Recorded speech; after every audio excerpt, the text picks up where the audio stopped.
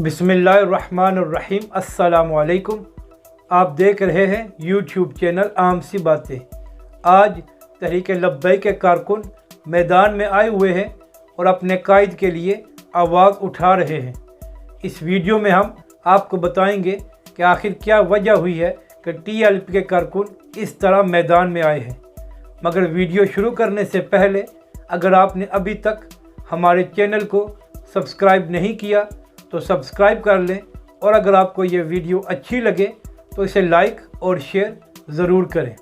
कल से ये खबरें गर्दिश कर रही थी कि TLP के अमीर हाफिज़ साद हुसैन रिजवी को किसी से मिलने नहीं दिया जा रहा, ना ही उनकी फैमिली और ना ही उनके वकला के साथ। मगर आज इससे भी एक बड़ी खबर आ रही है कि मुबैना तौर पर हाफिज़ साद हुसैन रिजवी पर जेल में तशद्दुद किया गया है। ये खबर सुनकर TLP के कारकुन मैदान में आ गए हैं और उन्होंने ट्विटर पर टॉप ट्रेंड चलाया हुआ है कि साद रिजवी पर जुल्म बंद करो। हुकूमत को होश के नाखून लेने चाहिए कि पहले तो आपने एक शख्स को बग़ैर किसी वजह के कितने महीनों से गिरफ़्तार किया हुआ है और अब आपके लोग उस पर तशद्दुद कर रहे हैं।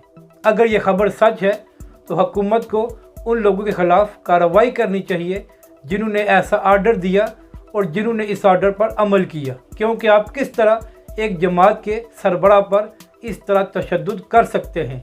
तहरीक लब्बैक के कारकुन ये कह रहे हैं, एक तरफ तो आपने उन लोगों को NRO दिया है जिनके बारे में आपका दावा है कि वो मुल्क लूट कर खा गए हैं, और दूसरी तरफ हाफिज़ साद हुसैन रिजवी साहब जिन्होंने कुछ भी नहीं किया, तो उन पर इतना जुल्म क्यों किया जा रहा है? आखिर उनसे आपकी दुश्मनी क्या है?